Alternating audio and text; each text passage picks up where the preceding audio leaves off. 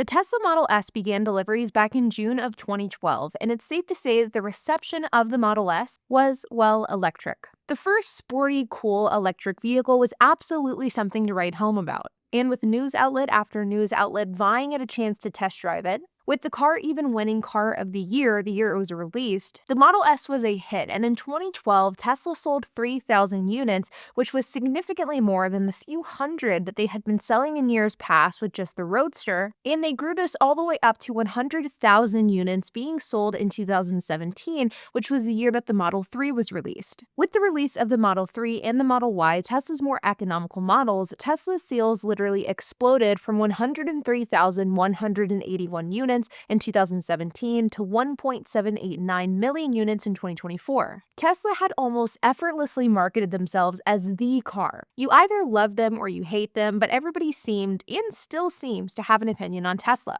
And Tesla did this through an extremely unique strategy. First is their $0 marketing approach. Tesla for years has really touted their marketing strategy, which is instead of spending a ton of money on marketing, they instead rely on things like allowing the product to speak for itself, social buzz and media exposure, and word of mouth. A completely different strategy than legacy automakers who literally spend billions of dollars per year on advertising and marketing. Another thing that Tesla did completely differently from any other automaker out there was their dealership model, or lack thereof. Tesla's claim to fame outside of their EVs, in my opinion, is the direct-to-consumer model. Tesla paved the way for other automakers in circumventing franchise dealerships and selling directly to their customers. A move that pissed off a lot of people, but especially the National Automobile Dealer Association and the franchise industry. A move that truly changed the way the automotive industry functions, and while other automakers like Ford, Volkswagen, Mercedes, Volvo, and more have tried to implement similar direct-to-consumer models, their franchise roots have held them back. Tesla is a company that never really had those franchise roots, so they were really able to run with the direct-to-consumer model with really no pushback, and they were able to thrive doing it. Tesla has done a lot of things that has changed a lot of things. Obviously bringing EVs to the mainstream, the direct-to-consumer model, their charging infrastructure, autonomous driving, and all of these and more are notable accolades. And up until about 2023, it truly felt as though Tesla was unstoppable. Their cars were selling like crazy with long wait times, their stock price was climbing, but then back in 2023, everything changed, and truthfully, things have really only gotten worse. In December of 2022, Tesla began rolling out their first ever discounts. This was a discount that at the time was implemented to sort of combat the EV tax credit, which was in a bit of a state of limbo. Not to mention a slowing car market was causing demand to really dip. This was big, not only because of the fact that up until this point, Tesla had a strict no discount policy, but up until this point, Tesla was actually known for holding its value very, very well from an appreciation and depreciation standpoint. In fact, in 2021, the Tesla Model 3 was one of the best cars at holding their value,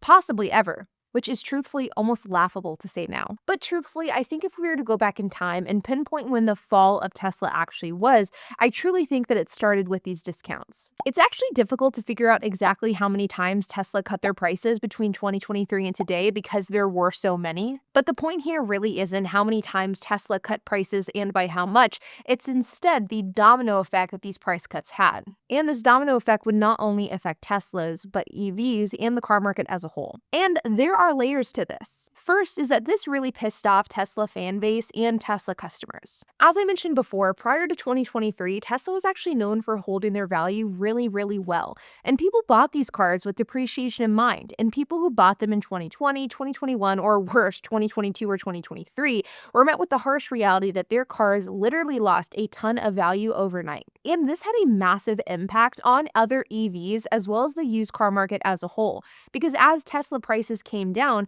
all of a sudden EVs that were once comparably priced to Tesla were now far too expensive and Teslas became much more attractive, kind of driving those prices down. But it also affected used Teslas because now all of a sudden used Teslas were more expensive than new ones, but eventually used Tesla sellers had to lower their prices significantly just for their cars to be sold. This pretty much drove the entire market lower. But the second thing that happened at this time, from a timing perspective, literally couldn't be worse. In 2021, Hertz agreed to buy 100,000 Teslas for their fleet.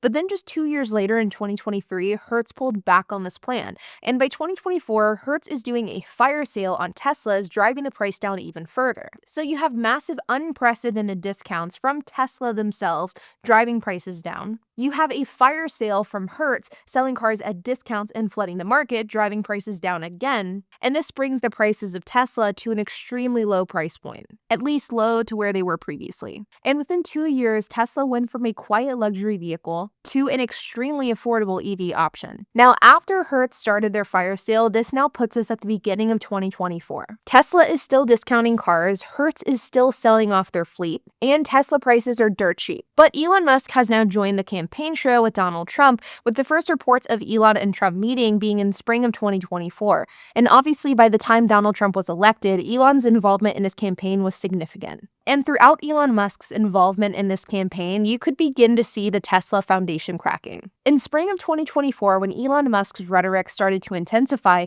it was starting to bother Tesla owners or would-be owners. With things really coming to a head once Elon did that salute on election night, and things have really only gotten worse since Elon's involvement in government has become more publicized and more significant. And this is just not an American problem, it's a worldwide problem for Tesla. With the study showing 94% of Germans wouldn't buy a Tesla, Canadian sales of Tesla are crashing, and now protests are erupting throughout the world at Tesla dealerships and showrooms, as well as reports of vandalism to Tesla dealers and cars. This is causing would-be Tesla buyers to divert to other vehicles like Rivian, for example, and there are a lot of people who want to sell their Tesla as a result of everything going on, and for those buyers who want to sell, well, they are unfortunately in for a rude awakening because Tesla resale values still suck. And now Tesla is in even worse shape than before because not only are Tesla owners pissed off, but so are Tesla shareholders. Because the stock is having a tough time and Tesla's Q1 is expected to be very, very bad. And I could probably make this video an hour long if I wanted to because there are so many different things that I could discuss. Musk's purchase of Twitter, a move that was arguably a mistake, and how this purchase alone could lead to Elon Musk's downfall. His involvement in so many different companies, which I think is problematic in itself. Tesla and Elon Musk's habit of over-promising and under-delivering. To complete in self-driving this year. And when I say future complete, I mean it'll work in downtown San Francisco and downtown Manhattan this year.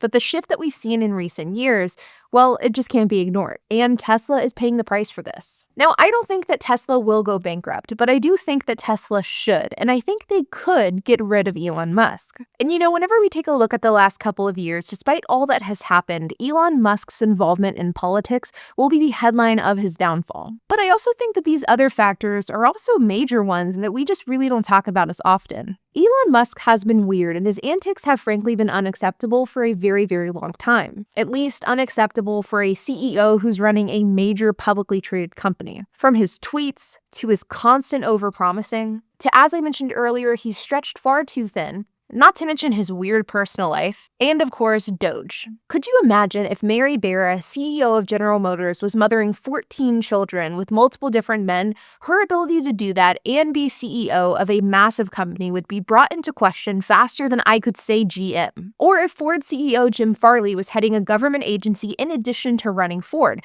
let alone doing that in addition to running multiple companies plus Ford. I've said this before in past videos, and I think about it all the time because I truly don't understand how Elon Musk has been able to get away with so much for so long. And maybe it all comes down to the fact that Tesla had been performing very, very well despite Elon Musk's antics. The stock price was strong, cars were selling, but it does now seem as though Elon Musk's involvement in politics is the straw that has broken the camel's back. And if sales continue to tank, and if the stock price continues to fall, will the Tesla board still be willing to put up with Elon Musk? Well, I don't know. But one thing that is abundantly clear is that Tesla owners, Tesla shareholders, and Tesla as a company are absolutely paying the price for Elon Musk's behavior. Like always, you guys, I hope that you enjoyed this video. If you have any questions, comments, if you have anything to add, I would love to hear it. So make sure to leave a comment down below. And while you guys are at it, make sure to hit the like button, hit that subscribe button, and hit the notification bell. And I will see you guys in the next video.